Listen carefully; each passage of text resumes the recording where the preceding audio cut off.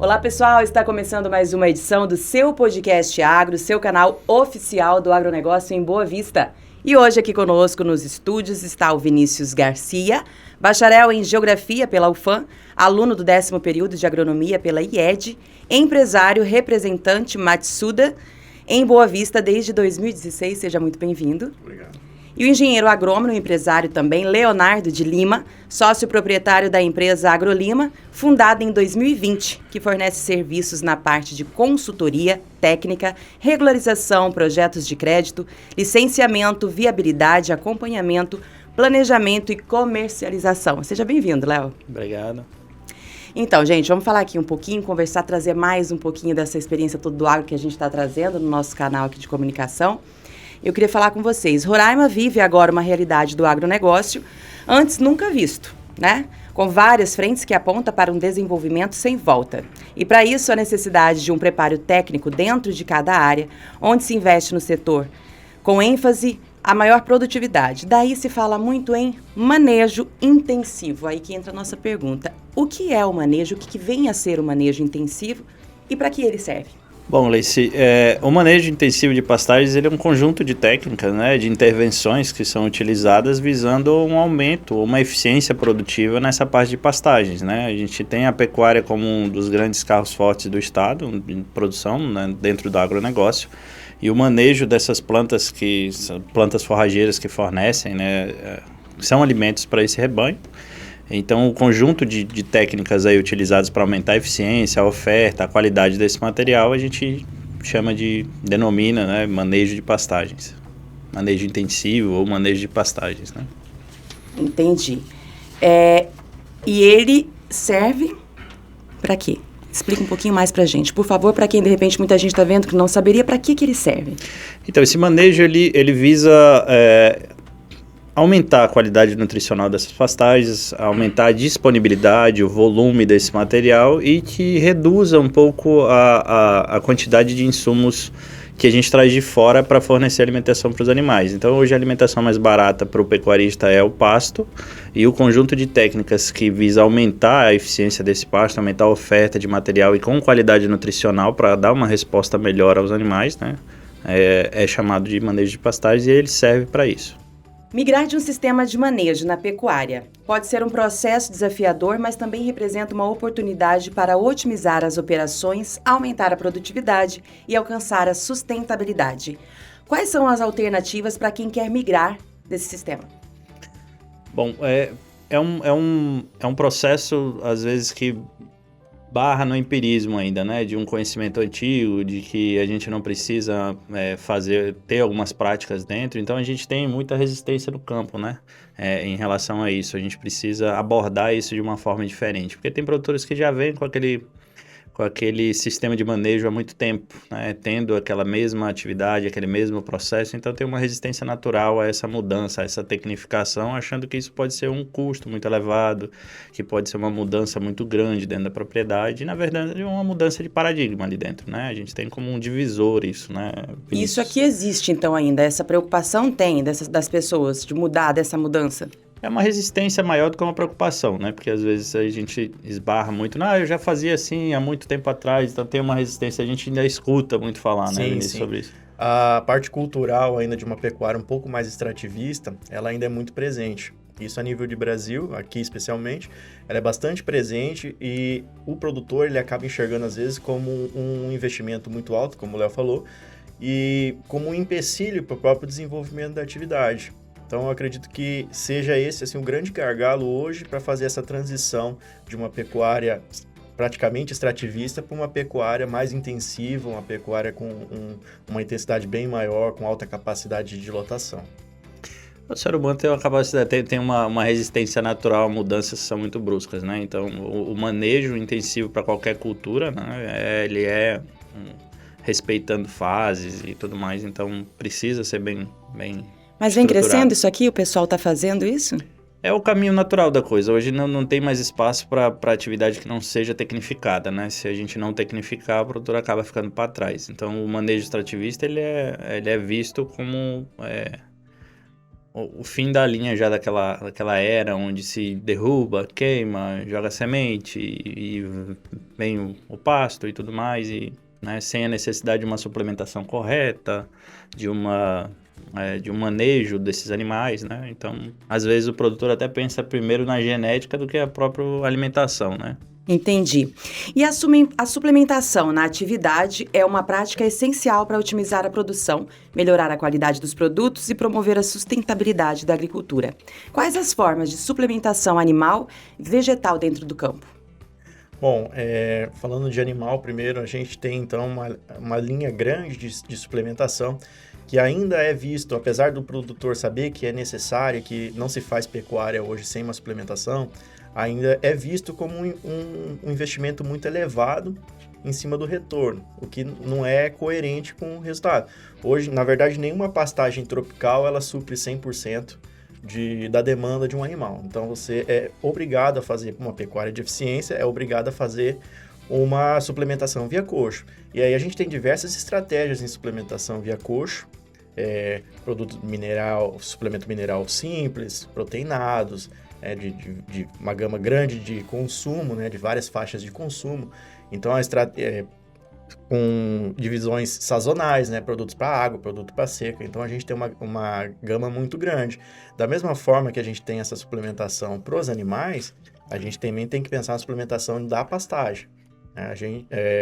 A pastagem, a gente, ao plantar um capim, ele está retirando os nutrientes do solo e o boi está levando esse nutriente para a mesa das pessoas. Então, a gente precisa repor para essa pastagem para que ela continue sendo produtiva, que a gente intensifique e volte toda essa questão da intensificação que a gente está falando. Essa parte de suplementação a gente viu muito nessa questão do verão meio puxado, né? Na nossa região. A gente teve um verão muito puxado, ocasionado por fenômenos naturais aí. E a gente teve muito do uso dessas estratégias, né? Então, o pessoal utilizava bastante feno, silagem, proteinado no coxo. Então, a pastagem em si, ela já não conseguiu ter uma expressão tão grande porque não foi bem manejada ao longo dos anos. Então, onde existia uma pastagem mais tecnificada, o produtor ainda conseguiu ter uma oferta ainda para os animais, né? E onde já não tinha, já era aquele manejo mais antigo e tudo mais, teve uma perda bem acentuada, né? Uma baixa na disponibilidade desse material e, consequentemente, afetou a produção como um todo, né? Nisso, você falando em oferta, em tempos de baixa na oferta, de forragem, baixa no valor dos animais, quais as estratégias adotar? Você tem como falar? Então, essa parte de conjunto de técnicas, aí a gente alia isso, né? A parte de adubação dessas pastagens para uma melhor oferta. No período de final de inverno, por exemplo, existe o diferimento, que a gente separa uma parte dessa pastagem para intensificar a adubação nela e fazer como se fosse um estoque para o verão, utilizando gradativamente ela. A produção de silagem nesse período do inverno para armazenamento e fornecimento disso num período crítico, né? A utilização de minerais de alta concentração, de proteinados, que, né, outros alimentos... São esses tipos de suplementos que são usados? São formas adicionais de alimentação além da pastagem que já é oferecida, né? Então, essas estratégias para minimizar os impactos quando a gente tiver uma menor oferta desse material nos períodos de transição. Geralmente no verão, como a gente tem uma baixa disponibilidade hídrica, né, um volume de chuvas menor, a gente tem uma baixa na oferta desse material forrageiro. Então, a gente entra com essas outras alternativas, né? Estratégias. Hoje, eu acredito que o produtor no estado, ele precisa pensar em guardar alimento durante o período da seca, assim como o pessoal de regiões muito frias precisam pensar durante o inverno.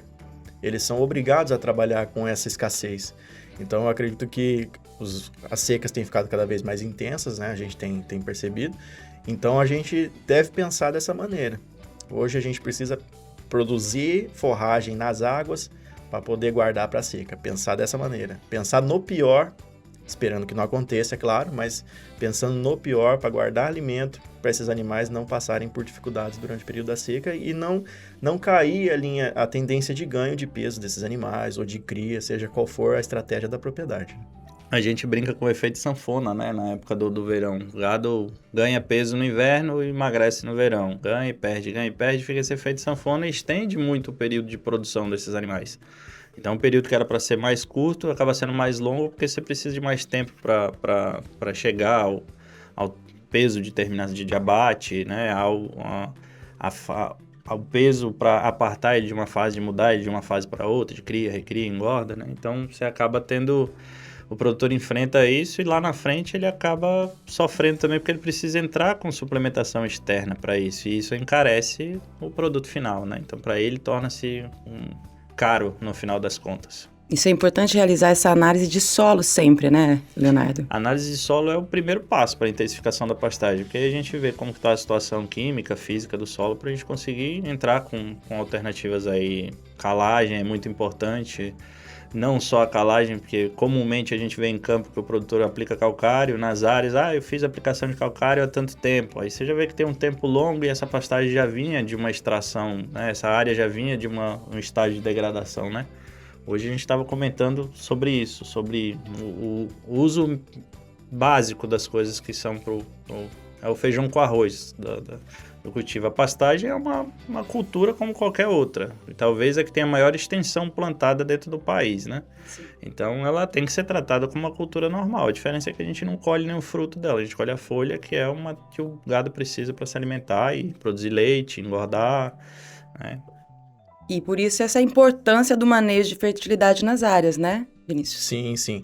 É muito importante porque, como eu falei, né, o animal está retirando os nutrientes do solo e esse nutriente está indo embora e a gente precisa repor. Por mais que as pastagens sejam culturas extremamente resistentes, né, tem uma resiliência muito grande a nível de campo, a gente deve pensar na reposição desses nutrientes para manter essa intensificação, manter a qualidade da forragem, a qualidade nutricional dessa forragem.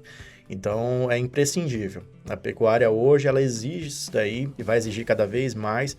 E quem não se profissionalizar nesse sentido, ele vai ficar para trás e a peneira do próprio mercado vai acabar, infelizmente, tirando se essa pessoa não se adequar. Se esse produtor não se adequar, ele vai sair do mercado. E hoje aqui no estado, assim, tem os produtores, como que eles estão? Tá todo mundo, igual você acabou de falar, né? Ele vai se perder. Aqui eles estão indo de acordo, tá certinho, estão fazendo. O pessoal, tem gente atrasada, você acha alguma área? Não. Acho que no país como um todo, a gente ainda tem um atraso da tecnificação da pecuária, mas isso está mudando, né? Porque há uma abertura maior dos olhos do produtor em função dessa tecnificação, porque a margem já está muito pequena de rentabilidade na área. Então, se o cara não ajustar tudo isso para conseguir produzir no menor tempo, numa maior qualidade, isso vai encarecer lá no produto final, né? Ele acaba equiparando as contas e muitas vezes jogando no negativo. Então, o produtor, ele entende muito de números, né? Então, ele precisa estar com isso ajustado. Mas ainda há muito a ser trabalhado nessa parte, principalmente no quesito de fertilidade dessas áreas. Mas com integração, né, a gente vê que já existe áreas de soja que já são integradas com a pecuária, então há um cuidado maior, porque o produtor que já trabalha com grãos, ele entende que necessita de uma adubação, uma fertilidade, um tratamento melhor naquelas áreas, e isso, consequentemente, vai corresponder na pastagem lá na frente. O que a gente não tiver de nutrientes disponível na comida que está sendo fornecida a pasto, a gente vai ter que complementar de alguma forma. E essa outra forma é que, talvez, no final das contas, se não manejada de maneira de forma correta, ela encarece o produto lá no final, né? Eu queria que vocês falassem quais as estratégias usar para manejo de plantas invasoras. Bom, primeiro, diagnosticar quais são essas plantas invasoras, né? Verificar se essas invasoras não são correspondentes a quesitos de fertilidade, solo, né? Solos que são mais ácidos têm uma tendência a ter uma população de plantas invasoras que a gente consegue controlar já com a parte de fertilidade, já consegue reduzir um pouco dessa infestação. E se não, tem que entrar com outras estratégias aí, manejo cultural, uso de alguns defensivos que são recomendados ali para elas, né? E um pastejo correto dessas áreas, né? A gente sabe que pastejos aí que são bem feitos, bem manejados, a gente tem uma incidência menor de plantas invasoras, porque o capim acaba sobrepondo isso de alguma forma e inibindo aí a germinação de sementes, a multiplicação dessas espécies ali dentro da área e, consequentemente, o custo lá também no final com o controle. O manejo, né, da pastagem é hoje o método mais barato do controle da infestação. né? Você tem uma pastagem bem manejada, a própria pastagem, ela combate as plantas daninhas, as plantas invasoras, então a gente tem, nesse método, a gente evita bastante despesa desnecessária, né, com tratamentos e etc. Não é a solução final, claro que às vezes a gente precisa de entrar com algum pesticida, algum herbicida, alguma coisa, mas é uma estratégia bastante útil, né, bastante eficaz, na verdade, para combater plantas invasoras ali que competiriam com a pastagem. Mais barato, né, também no negócio, no final das contas, os herbicidas hoje não são baratos, né, não são insumos baratos, e você tem toda uma mobilização dentro da propriedade, mão de obra, maquinário, né, então tem que tirar os animais da área, deixar talvez um período de carência para eles não voltarem dentro da área, dependendo do que é utilizado. Então você tem toda uma estratégia, se você bem maneja com outros pontos, você tira essa outra parte que onera mais e dá todo um trabalho dentro da propriedade, né? Eu acho importante também frisar, Vinícius, a parte de qualidade de plantio, né? Sementes e tudo mais. Então, eu acho que vocês, como representante, já têm muita dificuldade no entendimento de alguns produtores aí nessa parte de entender que uma semente de qualidade, um plantio bem feito, ele evita também muitos problemas lá na frente. Sim, a gente volta no que a gente acabou de falar sobre a questão de custos, né? Hoje, herbicidas são extremamente caros, a aplicação é cara e tem toda a mobilização que o Léo falou. Então, um plantio bem feito, né? Uma pastagem bem estabelecida no início, ela se torna muito mais barata. Você tem é fundamental a escolha de sementes adequadas, né? Com qualidade, a tecnologia correta para a situação da propriedade, porque não é toda tecnologia que está apta a ir a qualquer propriedade, né? A gente tem que saber posicionar, o produtor tem que saber escolher, tem que ser orientado a escolher qual tecnologia é fundamental para a propriedade dele na situação que ele tem hoje. Mas sim, a pastagem bem implementada, na verdade, ela vai reduzir muitos custos no futuro e a semente se torna um custo pequeno comparado com a manutenção que você tem que dar posterior. Da mesma maneira, por exemplo, há uma prática muito comum que é esperar, joga pouca semente, aí espera sementear para depois pôr o animal. A perca em cima dessa espera é muito grande.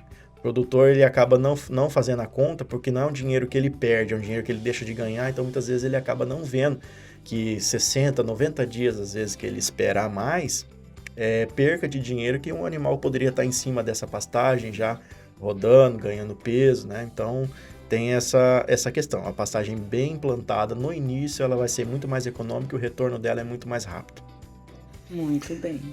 Explicando um pouquinho essa parte que o Vinícius colocou, de esperar, porque assim, a planta forrageira, ela tem fases, né? Desenvolvimento, plantio, germinação, desenvolvimento dessa planta. Então, a gente tem uma fase dessa planta forrageira que ela está no ápice de desenvolvimento dela, e tem um equilíbrio melhor entre os nutrientes que estão ali disponíveis, né? Na questão de nutrição dessa planta. Então, se a gente passa um pouco desse período de pastejo... Isso seria mais ou menos o quê? Quanto tempo tem? Isso varia de acordo com a espécie forrageira, né? A gente tem várias forrageiras aí disponíveis no mercado e elas não se adaptam a todas as situações. Então, o primeiro critério é estudo da área, identificação de qual pastagem vai ser mais adequada para aquela atividade em si, né? E aquela área, quais respondem. Às vezes o produtor quer começar com uma pastagem super eficiente porque ele viu em algum lugar que ela é altamente produtiva, mas ela precisa de uma condição para se desenvolver daquela forma. De repente ali não é bom onde ele quer fazer, seria isso, né? De repente aquela forrageira não é adequada para o sistema que ele utiliza, né? Se ele utiliza um método de pastejo contínuo, por exemplo, que é uma quantidade de animais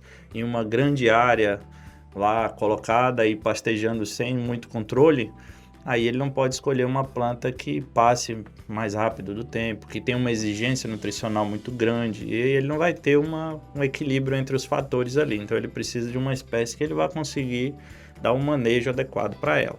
Agora, se ele utiliza, por exemplo, o sistema de pastejo rotacionado, que é uma grande área mais dividida em pequenas porções e que são utilizadas de maneira mais intensiva, observando características daquela planta, aí ele pode usar uma que tem um maior volume de produção, uma maior exigência nutricional, que ele vai conseguir dar um manejo adequado, né? É muito comum a gente achar hoje nas regiões, o cara vai plantar um capim top, mas não consegue manejar ele de maneira adequada, aí vai botar a culpa na semente, no vendedor, no boi que não quer comer, e menos na pastagem que ele escolheu para plantar ali na região. Então, às vezes não é o produtor em si, mas talvez a mão de obra que está ali com ele, que escolheu, né?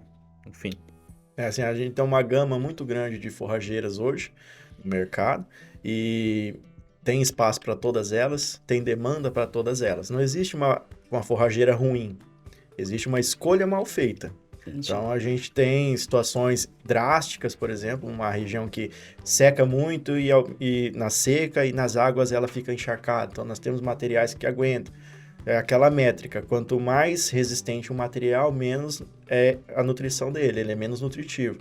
Então, a gente tem que trabalhar com essas variações também. Não adianta, como o Léo falou, a gente pegar uma área que tem uma seca muito prolongada e querer plantar um material de alta produtividade sem uma irrigação, porque esse material ele vai estagnar. Quanto mais produtivo e melhor nutricionalmente falando, menos resistente ele é. Então, como eu falei, tem material para todas as situações. O grande segredo é a escolha do material e como ele vai ser manejado. Muito bem, mais alguma informação importante sobre o manejo de pastagens que deixamos de falar? Querem falar? Eu acredito que seja a observância desses fatores mais básicos, a gente já consegue elevar bastante a eficiência produtiva dentro da propriedade e reduzir custos aí no final. Na verdade, o manejo de pastagem ele vem para aumentar a eficiência e não para aumentar custos dentro da propriedade.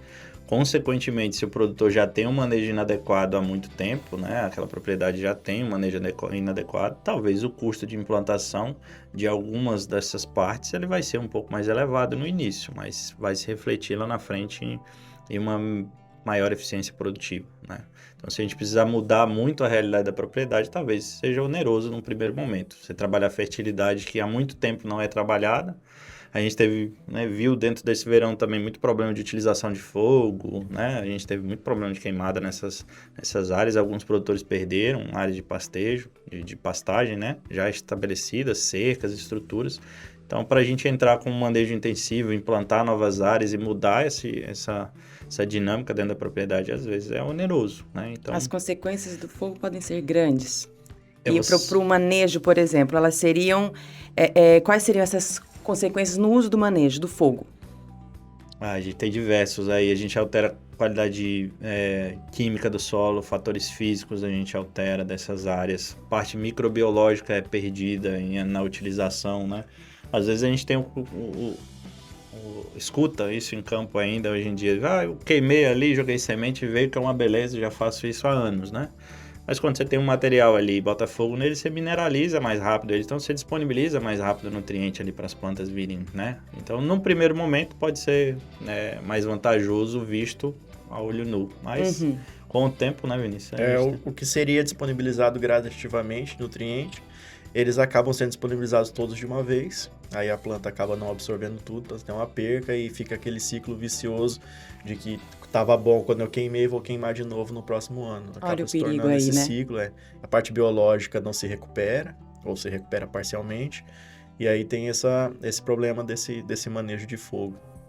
A gente tem solos no estado que são, na grande maioria, pobres quimicamente falando, né? Então, se a gente já perde muito desse material que é gradativamente colocado no solo, matéria orgânica que é muito difícil incorporar nessas áreas de lavrado, então a gente tem uma perda muito grande de recursos, né? A utilização do fogo ela só tem um ponto de vista em que ela seja benéfica no olhar do produtor, que é um manejo mais rápido, né? Mas fora isso, e mais barato, porque você vai lá, risca um fósforo e larga lá, né? E mais rápido, mas de acordo com o que você falou, ali naquele primeiro momento, depois vai acabar sendo ruim para ele, né? Acaba sendo porque ele vai ter que reconstruir toda a matéria orgânica desse solo, né? É muito difícil de reconstruir em áreas tropicais, é muito rápida a degradação, então ele vai ter essa dificuldade, né? Ou, como eu falei também, a parte microbiológica também não se recupera, demora a se recuperar. E aí esse manejo ano a ano, fogo em cima de fogo ali, acaba tendo todos esses prejuízos. A parte física do solo é alterada também, você tem às vezes uma compactação maior em função dessa utilização, perda de aeração dessas áreas, infiltração de água é afetada, então você tem toda uma alteração. E quando você vai precisar mecanizar, trabalhar fertilidade, construir de novo um perfil de solo é muito difícil, né? E muito demorado. Então, às vezes, acaba sendo bem mais oneroso para o produtor a longo prazo, né? Então, a gente não tem, tecnicamente falando, a gente não tem aspectos positivos da utilização do fogo em manejo de pastagem. Entendi. É isso aí, hoje nós falamos sobre manejo de pastagens, espero que vocês tenham entendido, compreendido um pouquinho, vendo a importância, né, a necessidade disso. E agradeço a presença de vocês aqui mais uma vez, Léo, de novo aqui no podcast. Sua primeira vez, Vinícius. Obrigada. Obrigado, eu. A gente segue à disposição, né? Estamos aqui para tentar contribuir com a desinformação dentro do agro e atingir uma maior gama de produtores, de pessoas também interessadas no assunto, alunos, atividade acadêmica como um todo e a população. Né? Obrigada, Léo. E nós ficamos por aqui. Eu te convido a seguir o seu podcast Agro _ Oficial e também assistir nosso canal do YouTube. Até o nosso próximo encontro. Tchau, tchau.